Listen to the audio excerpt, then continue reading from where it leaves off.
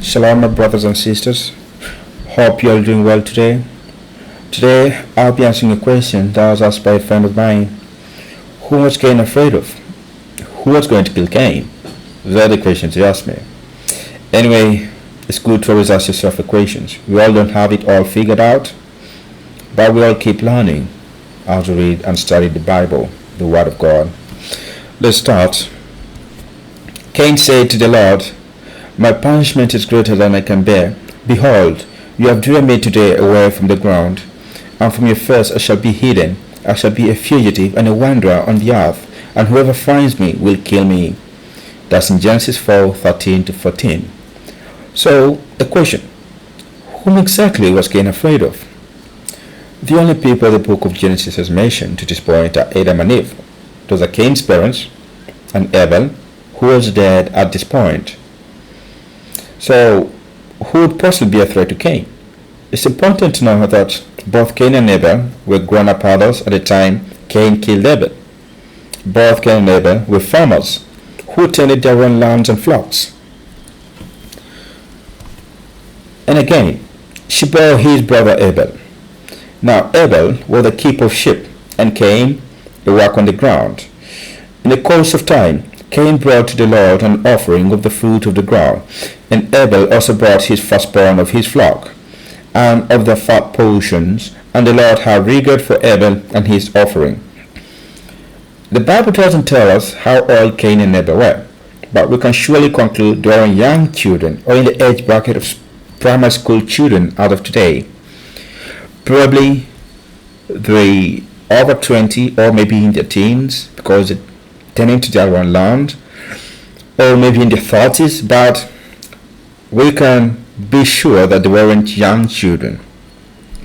The Bible doesn't specifically tell us about Adam and Eve having children between Abel and Seth, but rather tells us that Seth was a replacement for the dead Abel.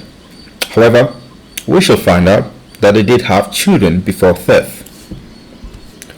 And Adam knew his wife again. She bore a son and called his name Seth.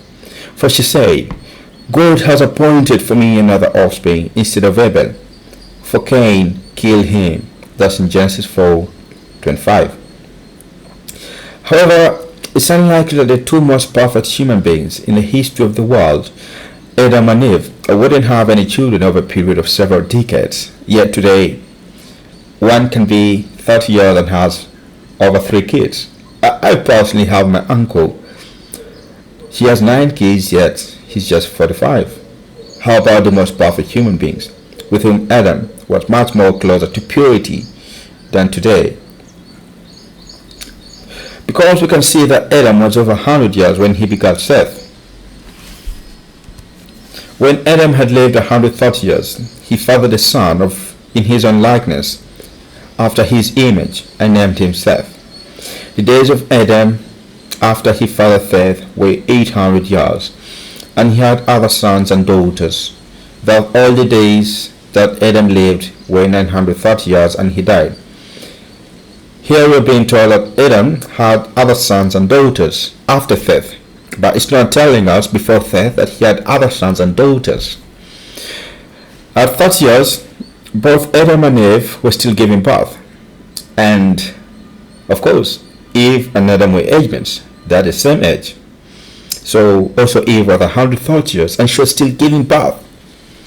Of course, this sounds quite abnormal, but the most perfect human beings, they're so pure, they're having the perfect diet, and probably this shows that also Eve was having her usual monthly cycles at 130 years. That's interesting. So if Adam and Eve had many children after Seth at 130 years, why not have children before Seth? That's a question to ponder on. The Bible doesn't say that Seth was Adam and Eve's first child or even first son after Abel was killed. Rather, it states that Seth was born as a replacement for Abel. Genesis 5 traces the genealogy of Seth prior to his death.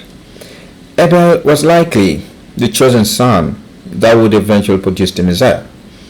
It is in this sense that Seth replaced Abel. Eve is the mother of all living. The man called his wife's name Eve because she was the mother of all living. Some other Bible translations say the mother of all human beings. This means that there wasn't any other human beings that came to earth except through Adam and Eve. Not like as some people claim, a pre-Adamic civilization. No, all humans came through Adam and Eve. And if Cain was afraid of anyone, surely all those people had to be of Adam and Eve's bloodline, to be specific. They related to Cain, that his relatives. Now, this will make us conclude that Adam and Eve had other offsprings other than Cain and Abel before Seth, because we can't say that there were other human beings that came by through another type of creation that was already there before Adam and Eve. That's wrong. That's not true. The Bible tells us Eve is the mother of all human beings. Cain knew his wife, and she conceived and bore Enoch. When he built a city, he called the name of the city after the name of his son Enoch.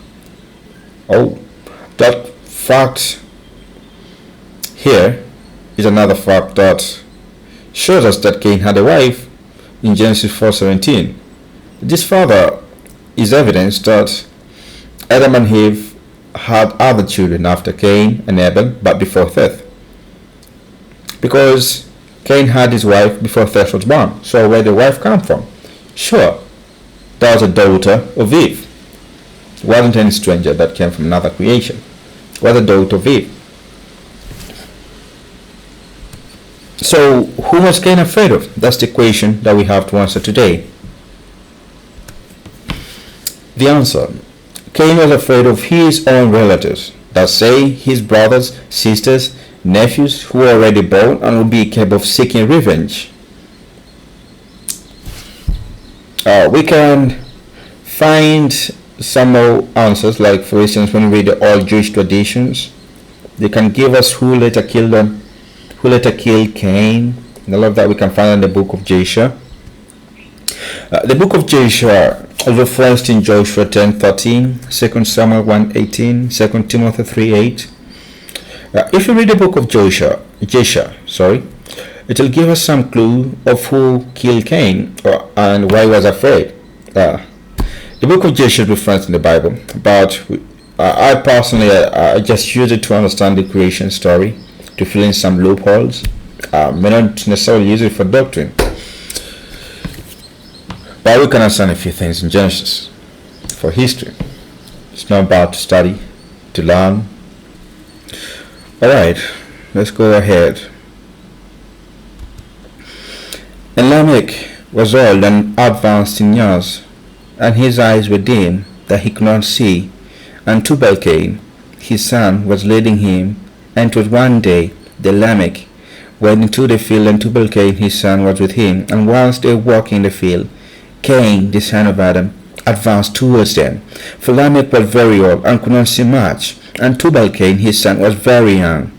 And Tubal-Cain told his father to draw his bow, and with the arrows he smote Cain, who was yet far off, and he slew him, for he appeared to them to be an animal. And the arrows entered Cain's body, although he was distant from them, and he fell to the ground and died.